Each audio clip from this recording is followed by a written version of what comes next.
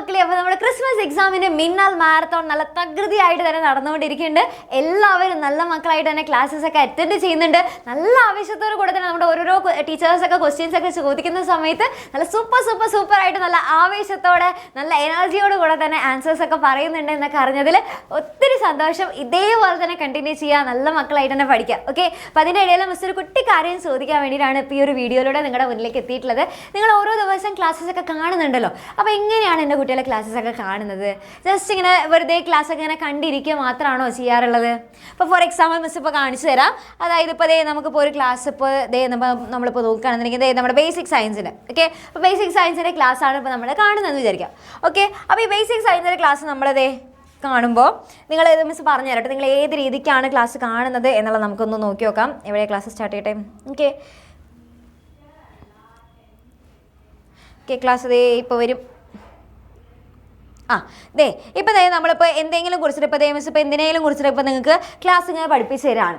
Okay, അപ്പോൾ നമ്മളിങ്ങനെ class ഇങ്ങനെ വെറുതെ ഇങ്ങനെ ജസ്റ്റ് ഇങ്ങനെ കണ്ടിരിക്കാൻ മാത്രമാണോ ചെയ്യുക? അപ്പോൾ മിസ് നോക്കുമ്പോൾ കൊള്ളാലോ, മിസ് പഠിപ്പിക്കുന്നുണ്ട് അല്ലേ, എന്തൊക്കെയോ പഠിപ്പിക്കുന്നുണ്ട്, എന്തായാലും കൊള്ളാം അല്ലേ, കേട്ടിരിക്കാനൊക്കെ നല്ല രസമുണ്ടെന്ന് വെച്ചിരിക്കുന്നത് ജസ്റ്റ് കേട്ടിരിക്കൽ മാത്രമാണ് ചെയ്യുക. അങ്ങനെ കേട്ടിരിക്കുമ്പോൾ മാത്രം വെറുതെ ഇങ്ങനെ കേട്ടിരിക്കൽ മാത്രമാണെന്നുണ്ടെങ്കിൽ എന്താണെന്നറിയോ പ്രശ്നം?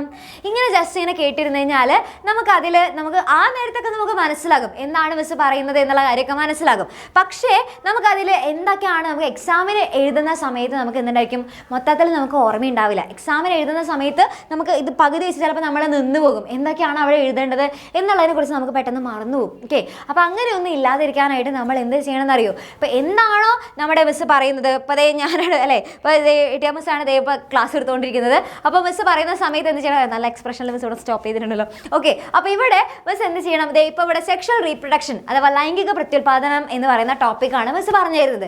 അപ്പോൾ ആ സമയത്ത് എന്ത് ചെയ്യണമെന്ന് അറിയോ? എന്താണ് ലൈംഗിക പ്രത്യുൽപാദനം അഥവാ സെക്ഷൽ റീപ്രൊഡക്ഷൻ എന്താണ്, അതേപോലെ തന്നെ അത് ഏതൊക്കെ പ്ലാന്റ്സിലാണ് നടക്കുന്നത് എന്നുള്ളതൊക്കെ നമുക്കറിയാം അല്ലേ. അപ്പം നമ്മൾ എന്ത് ചെയ്യണം? ഇത് ബാക്കിയൊക്കെ മിസ് പറഞ്ഞു തരട്ടെ, ഞങ്ങൾ കേട്ടോണ്ട് അങ്ങനെ വിചാരിച്ചിരിക്കരുത്. എന്ത് ചെയ്യണം എൻ്റെ കുട്ടികൾ? ഈ ഒരു ടോപ്പിക് എത്തിക്കഴിഞ്ഞാൽ നിങ്ങളിത് പോസ് ചെയ്യുക, എന്നിട്ട് എന്ത് ചെയ്യുക? നിങ്ങളുടെ നോട്ട്ബുക്ക് എടുക്കാം. ഓക്കെ, ജസ്റ്റ് ഏതെങ്കിലും ഒരു റഫ് നോട്ട് എടുത്താൽ മതി. അപ്പോൾ ആ നോട്ട്ബുക്ക് എടുത്തിട്ട് എന്ത് ചെയ്യുക? ആ ഒരു സെക്ഷൽ റീപ്രൊഡക്ഷൻ എന്താണ് എന്നുള്ളതിനെ കുറിച്ച് എന്ത് ചെയ്യുക? സെക്ഷൽ റീപ്രൊഡക്ഷൻ എന്നുള്ളത് നിങ്ങൾ എഴുതാം. ഓക്കെ, അപ്പോൾ സെക്ഷൽ റീപ്രൊഡക്ഷൻ എന്നുള്ളത് നിങ്ങൾ ജസ്റ്റ് ഒന്ന് എഴുതുക. എന്നിട്ട് നിങ്ങൾ എന്ത് എഴുതുക? അതിനെക്കുറിച്ച് എൻ്റെ കുട്ടികൾക്ക് അറിയാം എന്താണ് സെക്ഷൽ റീപ്രൊഡക്ഷൻ, അതിൽ വരുന്ന എക്സാമ്പിൾസ് ഏതൊക്കെയാണ് എന്നുള്ളതൊക്കെ നമുക്കറിയാം. അപ്പോൾ അതെല്ലാതും ഭയങ്കരമായിട്ട് ഇങ്ങനെ ഡീറ്റെയിൽ ആയിട്ട് ഇങ്ങനെ സെൻറ്റൻസ് ബൈ സെൻറ്റൻസ് ആയിട്ട് എഴുതണം എന്നല്ല മിസ് പറയുന്നത്. നിങ്ങളുടെ ഓർമ്മയിൽ വരുന്ന എന്താണ് സെക്ഷൽ റീപ്രൊഡക്ഷൻ, വിത്തിൽ നിന്ന് പുതിയ തൈച്ചെടികൾ ഉണ്ടാകുന്നതാണ്. അപ്പോൾ നമുക്ക് മനസ്സിലാകാം അല്ലേ. അപ്പോൾ അതെന്താണ്? വിത്തിൽ നിന്ന് പുതിയ പ്ലാന്റ്ലെറ്റ്സ് ഒക്കെ ഉണ്ടാക്കുന്നതാണ്. അപ്പോൾ നമുക്ക് എന്ത് എഴുതാം? ജസ്റ്റ് നമ്മുടെ മൈൻഡിൽ വരുന്ന കാര്യങ്ങൾ നമുക്ക് ഇങ്ങനെ ഓർത്തെടുക്കാം അല്ലേ. അപ്പോൾ ജസ്റ്റ് എന്താണ്? അതായത് സീഡ്സിൽ നിന്ന് എന്താണ്? സീഡ്സിൽ നിന്ന് പുതിയ പ്ലാന്റ്ലെറ്റ്സ് ഉണ്ടാകുന്ന പരിപാടിയാണ് എന്ത്? അതാണ് നമ്മുടെ സെക്ഷൽ റീപ്രൊഡക്ഷൻ അല്ലേ. പിന്നെ അതിനുള്ള എക്സാമ്പിൾസ് ഏതൊക്കെയാണ് അല്ലേ? ഇപ്പോൾ നമ്മുടെ മാംഗോ അല്ലെങ്കിൽ നമുക്ക് അല്ലേ ജാക്ക് ഫ്രൂട്ട് ഒക്കെ തുടങ്ങി നമുക്ക് അറിയാം അല്ലേ. ഓരോന്നിനും പല എക്സാമ്പിൾസ് ഏതൊക്കെയാണെന്നുള്ളതൊക്കെ നമുക്കറിയാം. അപ്പോൾ എന്ത് ചെയ്യുക? ഇതേപോലെ നമുക്ക് ഓരോന്നും ഏത് സബ്ജക്റ്റ് ആയിക്കോട്ടെ, ഏതിപ്പോൾ സോഷ്യൽ ആയിക്കോട്ടെ, മാത്സ് ആയിക്കോട്ടെ, എന്തായാലും നിങ്ങൾക്ക് അറിയാവുന്ന കാര്യങ്ങൾ എന്ത് ചെയ്യുക? അത് അവിടെ വെച്ച് പോസ് ചെയ്യുക. പോസ് ചെയ്തിട്ട് ബാക്കിയുള്ള എന്ത് ചെയ്യുക? ജസ്റ്റ് ഇങ്ങനെ റഫായിട്ട് ഇങ്ങനെ എഴുതിക്കൊണ്ടിരിക്കാം. ഓക്കെ, അങ്ങനെ എഴുതിക്കൊണ്ടിരിക്കുമ്പോൾ എന്താണെന്ന് വെച്ച് കഴിഞ്ഞാൽ എൻ്റെ കുട്ടികൾക്ക് നല്ലോണം ഓർമ്മശക്തിയിൽ നിൽക്കും. ഓക്കെ, എക്സാമിന് നമ്മൾ പകുതി വെച്ച് നിന്ന് പോവില്ല. അയ്യോ എനിക്ക് നല്ല ഓർമ്മയുണ്ടായിരുന്നു, ഇതെനിക്ക് ഓർമ്മയുണ്ട്, മിസ് പറഞ്ഞ ക്വസ്റ്റ്യൻ ആയിരുന്നു, അതെന്താണ് എന്നുള്ളത് അല്ലേ കറക്റ്റായിട്ട് അങ്ങനെ കിട്ടുന്നില്ലല്ലോ എന്ന് നമ്മളിങ്ങനെ ആലോചിച്ച് നിൽക്കില്ല. ഓക്കെ, അപ്പോൾ അതുകൊണ്ട് തന്നെ ഇങ്ങനെ ചെയ്ത് കഴിഞ്ഞാൽ, ഇങ്ങനെ പഠിച്ചു കഴിഞ്ഞാൽ എന്താ ഗുണം?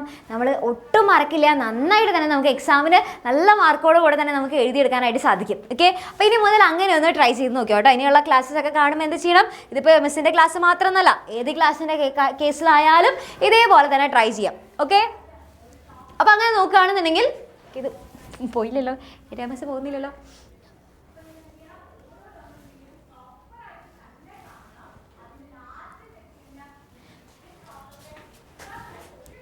ഓക്കെ, അപ്പോൾ അങ്ങനെ നമ്മൾ നോക്കുകയാണെന്നുണ്ടെങ്കിൽ ഇനിയിപ്പോൾ അടുത്ത ഇപ്പോൾ നമ്മുടെ മാത്സിൻ്റെ ക്ലാസ്സാണ് നമ്മൾ കാണുന്നതെന്ന് വിചാരിക്കാം. ഓക്കെ, അപ്പോൾ മാത്സിൻ്റെ ക്ലാസ്സാണ്. അപ്പോൾ മാത്സിൻ്റെ ക്ലാസ് ഇപ്പോൾ വരട്ടെ. നമ്മുടെ കാർത്തിക മിസ്സും നമ്മുടെ ജിസ്മി മിസ്സും തകർത്തെടുത്ത ഒരു ക്ലാസ് ഉണ്ടല്ലോ.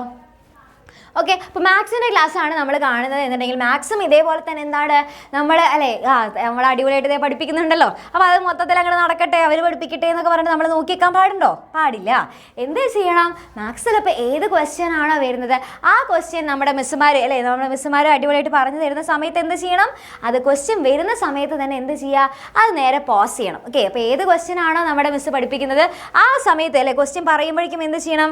അത് പോസ് ചെയ്യുക. എന്നിട്ട് അതെങ്ങനെയാണ് വരുന്നത് എന്നുള്ളത് നമ്മൾ എന്ത് ചെയ്യണം? നമ്മുടെ നോട്ട്ബുക്ക് എടുത്തിട്ട് നമ്മൾ എഴുതണം. ഓക്കെ, ഇപ്പോൾ ഫോർ എക്സാമ്പിൾ ഇപ്പോൾ നമുക്കിപ്പോൾ ഏത് ക്വസ്റ്റ്യൻ നമുക്ക് നോക്കാം.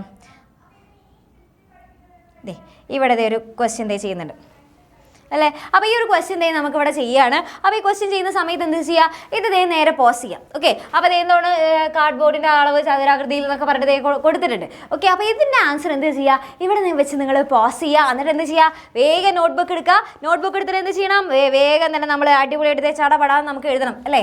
അതിൻ്റെ ആൻസർ എന്താണ് എന്നുള്ള കാര്യങ്ങൾ നമ്മുടെ കാർത്തിക മിസ്സിനെ അവിടെ പോസ് ചെയ്ത് നിർത്തിക്കൊണ്ട് നമ്മൾ എന്ത് ചെയ്യുക? നമ്മൾ വേഗം തന്നെ നമ്മുടെ നോട്ട്ബുക്കിൽ അതിൻ്റെ ആൻസർ നമ്മൾ എഴുതുന്നു. ഓക്കെ, അതിനുശേഷം എന്ത് ചെയ്യുക? അതിനുശേഷം ആൻസർ നമുക്ക് കിട്ടിയത് ശേഷം ചിലപ്പോൾ നിങ്ങൾക്ക് കിട്ടിയെന്ന് വരെ ചിലപ്പോൾ നിങ്ങൾക്ക് കിട്ടാതിരിക്കാം. അതൊന്നും ഒരു കുഴപ്പമില്ല. എന്തായാലും നിങ്ങൾ ട്രൈ ചെയ്യുന്നുണ്ടോ അതാണ് ഇവിടെ ഇമ്പോർട്ടൻസ്. ഓക്കെ, അത് കഴിഞ്ഞാൽ എന്ത് ചെയ്യുക? അത് കഴിഞ്ഞാൽ വേഗം എൻ്റെ കുട്ടികളെ ആൻസറൊക്കെ നിങ്ങൾ പരിശ്രമിച്ചു അല്ലേ. അതിനുശേഷം നിങ്ങൾ എന്ത് ചെയ്യുക? വീണ്ടും തിരിച്ചു വരിക. എന്താണ് അതിൻ്റെ ആൻസർ നമ്മുടെ മിസ്സ് പറയുന്നത് എന്നുള്ളത് നിങ്ങൾ നോക്കാം. ഓക്കെ, അപ്പോൾ ബാക്കി നിങ്ങൾ കണ്ടിന്യൂസ് ആയിട്ട് കാണാം. അപ്പം നമുക്ക് ഭയങ്കര സന്തോഷം കിട്ടും, നമുക്ക് ഭയങ്കര ഒരു കോൺഫിഡൻസും കൂടെ കിട്ടും. ഓക്കെ, അപ്പോൾ അതിനും കൂടെ വേണ്ടിയാണ് മിസ്സ് പറയുന്നത്. ജസ്റ്റ് ഇതിങ്ങനെ ചെയ്യുന്നതുകൊണ്ട് നമുക്ക് നല്ലോണം ഓർമ്മശക്തിയിൽ നിൽക്കും.